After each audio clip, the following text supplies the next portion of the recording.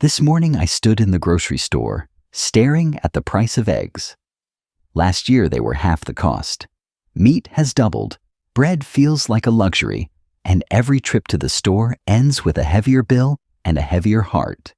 And it is not just food, heating, electricity, medicine, everything seems to climb higher each month. Around the world, wars and conflicts keep the markets unstable, and here at home, many of us wonder quietly, how will we manage if things get worse? These are not easy questions. They can make us feel anxious, even powerless. But we are not the first generation to face days like this. Nearly 100 years ago, our parents and grandparents lived through the Great Depression. They knew what it was to face uncertainty, to sit at a table with very little, and to wonder how tomorrow would look. Yet they survived, not because they had plenty, but because they learned to live wisely, frugally, and with resilience. My friends, the wisdom they left us is more than history. It is a gift we can carry into today. Those habits that helped families endure in the 1930s, habits of stretching, repairing, sharing, and cooking, simply can still help us stretch our budgets, calm our worries, and even improve our health in 2025. So tonight, I want to invite you to walk with me through 7 timeless lessons from the Depression era. They are not just survival tricks. They are ways of living that bring stability, dignity, and hope to our homes. Exactly what we need in uncertain times. Lesson 1. Use it up, wear it out, make it do or do without. During the Great Depression, people repeated a phrase that became almost like a prayer. Use it up, wear it out, make it do or do without. It was not just a clever saying. It was how families survived. In those days, every item had to earn its keep. Food was stretched until the pot was empty. Clothes were worn season after season. A neighbor's tool might be borrowed rather than buying one of your own. The idea was simple. Before reaching for something new, you asked yourself, have I truly gotten every bit of use from what I already have? Now compare that with today. In America, we are surrounded by advertisements telling us to upgrade, to replace, to buy something newer, shinier, trendier. Closets overflow, garages fill up, yet many of us still feel restless, never satisfied. We spend more, waste more, and live with more clutter than ever before. The wisdom from the Depression era pushes back against that cycle. It reminds us that enough is a powerful word. Enough does not mean going without joy. It means being content. It means using the last drop of shampoo before buying another bottle. It means finishing leftovers instead of tossing them. It means wearing shoes until they are truly worn out, not because fashion says it is time to replace them. Living with enough brings freedom. Financial freedom because you spend less. Mental freedom because your home is less cluttered. Emotional freedom because you learn gratitude for what you already own. And gratitude, my friends, is a form of wealth no one can take from you. So how do we carry this lesson into 2025? Start with a pause. Each time you are about to buy something, ask, is this a need or just a want? Can I make do a little longer? You may be surprised how often the answer is yes. Try giving yourself 30 days before purchasing anything non-essential. Many times, by the end of the month, you will find you no longer want it at all. Our grandparents lived by this principle out of necessity. We can live by it out of wisdom. To use things fully, to live with enough, to make do when possible. These are not signs of poverty. They are signs of strength, and they remind us that real wealth is not measured by what we buy, but by how wisely and peacefully we live. Lesson 2. Cook from scratch. When my grandmother talked about the Depression, her eyes often lit up when she described the kitchen. There were no shortcuts in those days. Everything had to be made by hand. She told me how she kneaded bread on a floured wooden table until her arms ached, stirred soups slowly so that bones and peels gave up every ounce of flavor, and baked a cake without eggs, milk, or butter because they were too expensive.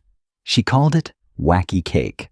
Somehow, in that small kitchen, with bare shelves and few ingredients, she created meals that carried warmth and dignity. Cooking from scratch back then was not optional. It was survival. But it became something more, a way of caring. Each loaf of bread, each pot of stew, was proof that even in scarcity, a family could still eat, gather, and find comfort. Those meals gave more than calories. They gave hope. Now think about how we cook in America today. Grocery aisles are stacked with frozen dinners, canned soups, and boxes that promise a full meal in 5 minutes. These are convenient, yes, but they come at a cost. Prepackaged meals drain our wallets and weaken our health. They are filled with excess salt, sugar, and preservatives. They leave us stuffed but not nourished, busy but not satisfied. Cooking from scratch offers the opposite. It is not just about saving money, though it does. It is about reclaiming control. When you buy raw ingredients, beans, rice, vegetables, flour, you decide how much salt, how much sugar, how much fat goes into your food. You decide what nourishes your body and your family.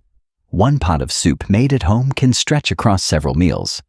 A loaf of bread made by your own hands costs pennies and fills the house with a smell money cannot buy. The health benefits are undeniable. Cooking is movement, chopping, stirring, kneading, that keeps joints flexible and hands strong. It sharpens the senses, smell, touch, taste, which is vital for memory and mood as we age. And the meals themselves, stripped of unnecessary additives, strengthen the heart, ease digestion, and protect against disease. There is also joy in the process. I remember the first time I baked bread myself. The crust cracked golden, the inside soft and warm. I felt a satisfaction deeper than the taste itself. It was the same joy my grandmother must have felt, that quiet pride of creating something from nothing.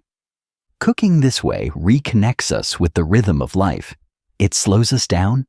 It invites patience. In 2025, when food prices climb and health concerns weigh on us, this old lesson feels fresh again. Start small. Make a pot of soup from the vegetables in your fridge. Bake bread once a month instead of buying it.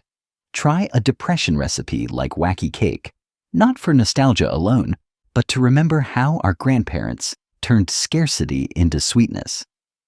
Our grandparents cooked from scratch because they had to. Today, we have the privilege of choosing. And when we choose to cook with our own hands, we honor their resilience, save our dollars, strengthen our bodies, and rediscover the deep joy of a meal that comes not from a package, but from patience and love. Lesson 3. Grow your own and do it yourself. Not long ago, I visited a friend who lives in the middle of the city. She has no backyard, no wide stretch of land, only a small balcony 3 floors above the street. Yet when I stepped outside, I found myself surrounded by life. Pots of tomatoes climbing upward, herbs spilling from hanging baskets, even a few cucumbers curling along a trellis. She laughed as she clipped fresh basil for dinner and said, "It is not a farm, but it is mine." That moment made me think of our grandparents. During the Great Depression, nearly every family had a garden. They planted beans, potatoes, and corn, not because it was fashionable, but because it was survival. They made soap, candles, and simple cleaners at home because stores were expensive or shelves were empty.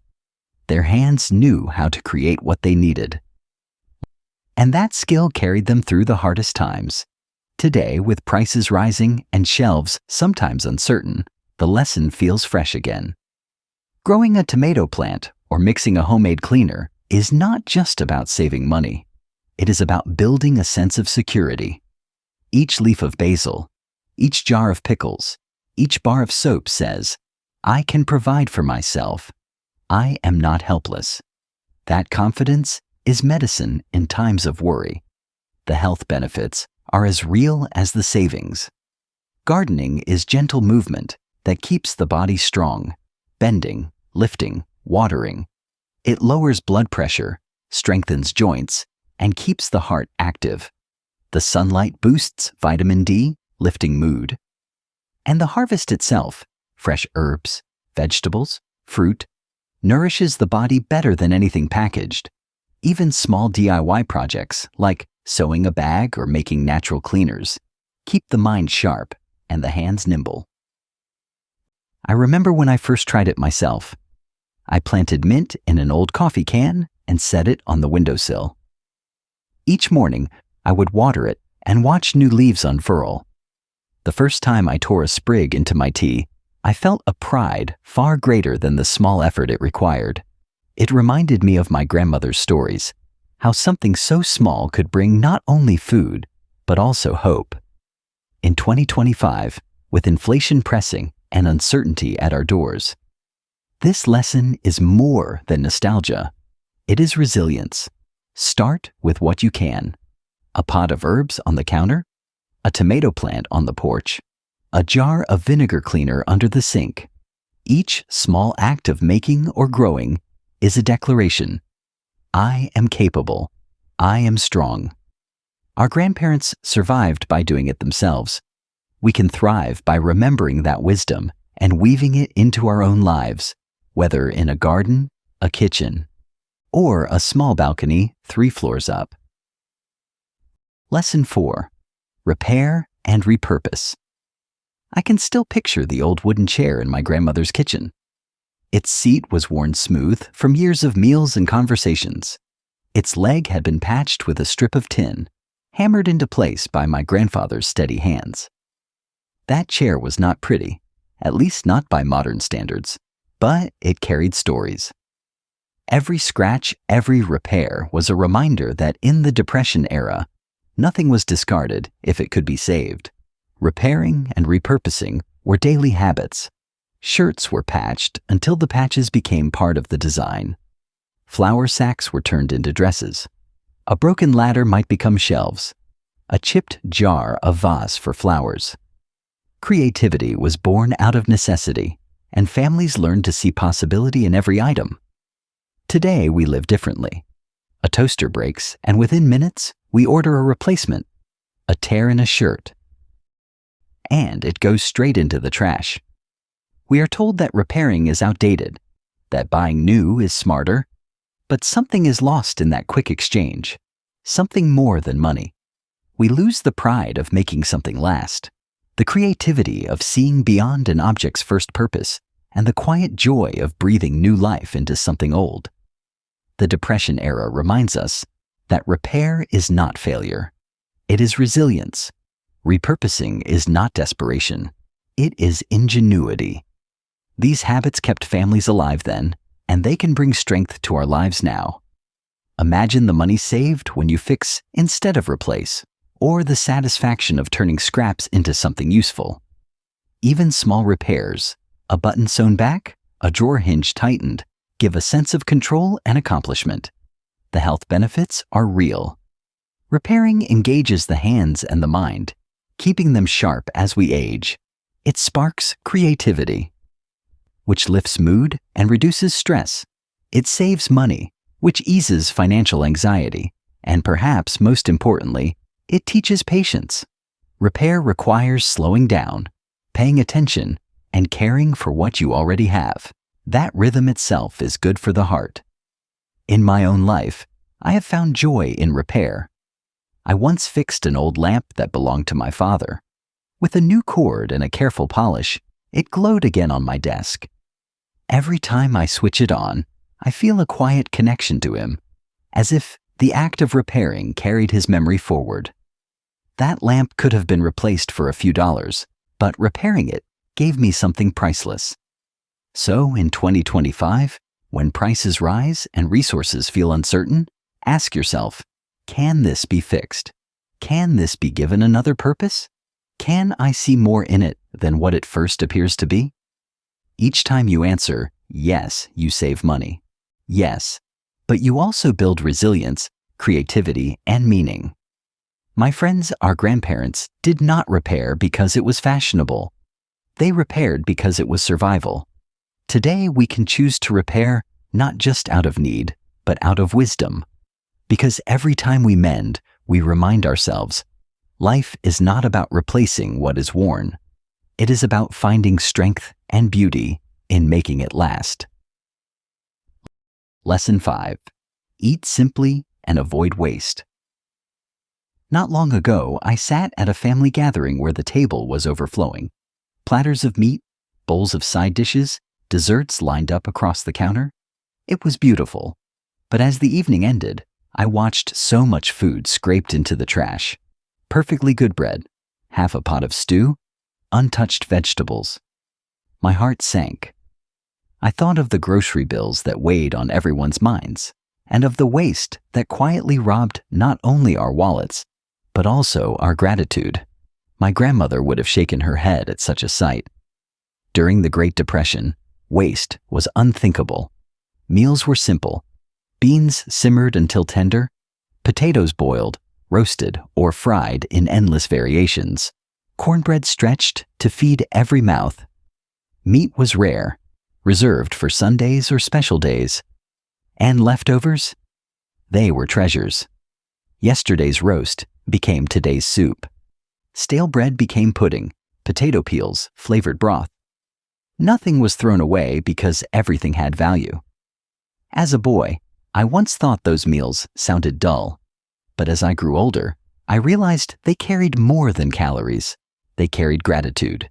Each bite mattered because each bite was earned. In those days, food was never taken for granted. Today, we mistake abundance for success. Our plates are fuller, but our gratitude is thinner. We eat more than we need, waste more than we realize, and in the process, harm both our health and our spirits. Grocery bills rise, yet so much food never fulfills its purpose. The Depression era teaches us a wiser way. Eat simply, waste nothing.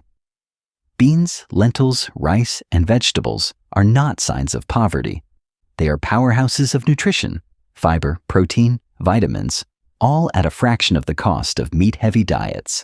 Smaller portions, eaten with attention, leave the body satisfied and the spirit calm. Repurposing leftovers is not shameful. It is creativity. A soup built from yesterday's scraps can be richer in flavor and meaning than a brand new dish. The health benefits are undeniable. A simpler diet lowers cholesterol, supports digestion, and protects the heart. Eating less meat and more plants reduces the risk of diabetes and heart disease. And perhaps most importantly, wasting less food lightens the mind. It creates gratitude, eases guilt, and reminds us to honor the hands that grew and prepared the meal. I remember the first time I made my grandmother's bean soup for my own children. They were surprised at how plain it looked, but when we ate, the warmth spread, and suddenly the table felt different, quieter, more connected. In that humble bowl, we tasted not just beans, but the strength of a woman who raised her family with almost nothing. Lesson 6. Mindful spending. Have you ever stood in a store, holding something in your hands and asked yourself, do I really need this? Our grandparents asked that question every single day during the Depression. For them, every purchase meant a sacrifice somewhere else. Money was scarce, and choices mattered. Today in 2025, shopping is easier than ever. One click and a package arrives at the door.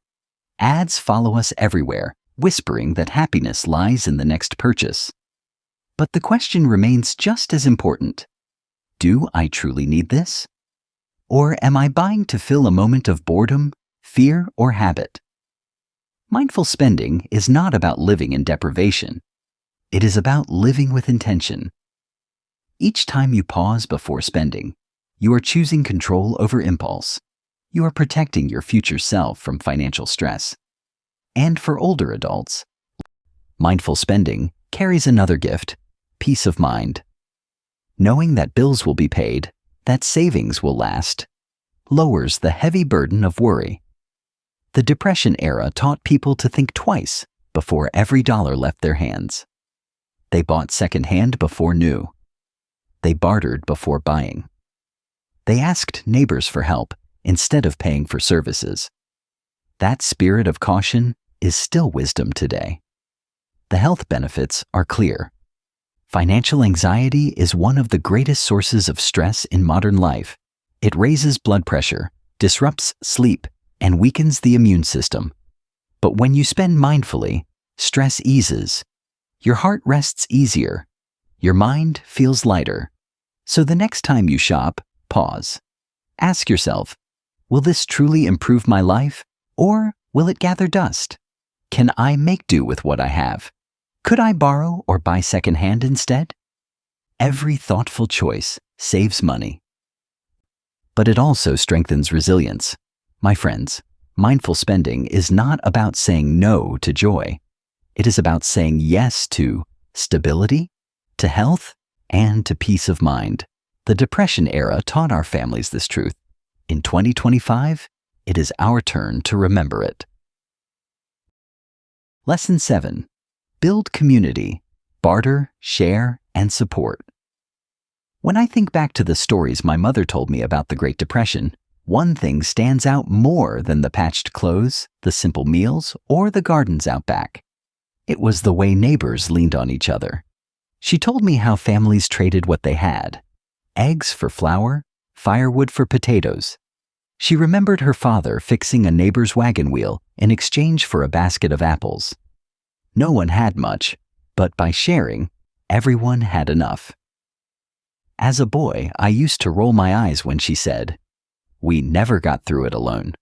But now, in my later years, I understand her words deeply, because I have lived long enough to know that loneliness weighs heavier than hunger, and community is as essential as food. During the Depression, bartering and sharing were survival, but they were also medicine for the soul. Knowing you were not alone, knowing your neighbor would lend a hand, that gave people the strength to face another day. Churches, granges, and town halls became gathering places not just for worship or meetings, but for quiet exchanges of help. A jar of jam handed across a fence. A Sunday dinner stretched to include an extra chair. These small acts stitched people together like patches on a quilt. Contrast that with today. In 2025, many of us live in houses side by side, but do not even know our neighbors' names. We order what we need online, we hire help for every task, and we measure success by how little we must rely on others. Yet inside, so many feel the ache of isolation. Studies now show that loneliness is as damaging to health as smoking. High blood pressure, weakened immunity, depression, all linked to the absence of connection. The wisdom of the Depression era offers a way forward. Building community is not weakness, it is strength. Sharing does not make us poorer. It makes us richer in ways money cannot measure. Trading skills or goods saves money, yes, but more importantly, it creates bonds. When you lend a tool, share a meal, or offer a ride, you are not only saving a neighbor's dollar, you are reminding them and yourself that we belong to each other. For health, the benefits are profound. Belonging lowers stress, steadies the heart, and brightens mood. Older adults who remain connected live longer, healthier lives. Laughter shared across a table is as healing as any medicine. A favor exchanged is a thread of security in uncertain times. I remember a time, not long ago, when a storm knocked out power in our neighborhood for nearly a week. My wife and I cooked soup on a gas stove and shared it with the family next door. In return, they loaned us their lanterns when ours ran out of fuel. The children of both families played cards together by candlelight. For those few days, inconvenience turned into closeness. When the power returned, I felt almost sad because something precious had lit our street brighter than any electric light: the warmth of community. My friends, the Depression taught us that no one survives alone. In our modern world, that lesson is just as urgent. We do not need to wait for crisis to knock on the door. We can start now. Knock on your neighbor's door with a plate of cookies. Offer to watch a grandchild for a weary parent. Trade tools instead of buying new ones. Each small act weaves the net that will catch us all when times are hard. In 2025, when so much feels uncertain, this lesson may be the most important of all. Build community. Share. Support one another, because as my mother said all those years ago, we never got through it alone, and we never will. When I think about the Great Depression, I do not only see long lines at soup kitchens or families moving with all they owned on the back of a truck. I see something quieter. I see a mother sitting by a small lamp, patching her child's shirt so it could last another season. I see neighbors trading a basket of apples for a few jars of beans. I see families gathered around a pot of simple stew, grateful just to share it together. Those images remind me that strength does not always shout. Sometimes strength is quiet, steady, patient. It is in the hands that mend, the meals that stretch, the neighbors who show up with kindness. That strength carried our grandparents through hard times, and it still lives in us today. My friends, the world in 2025 feels uncertain. Prices rise, wars shake the headlines, and worry can creep into our hearts. But the wisdom we inherit tells us this: we are not powerless. We can choose to live simply, to use what we have wisely, to share with others, and to face tomorrow with calm courage. So tonight, I leave you with this thought: every small act matters. A patched shirt, a pot of soup, a kind word to a neighbor. These things may look ordinary, but they are the seeds of resilience. They are how families survived nearly a century ago, and how we can find peace today. May your kitchen be a place of comfort. May your home be a place of calm. And may your heart be steady with gratitude. And may we, like those before us, walk through uncertain days, not with fear, but with wisdom, with courage, and with love.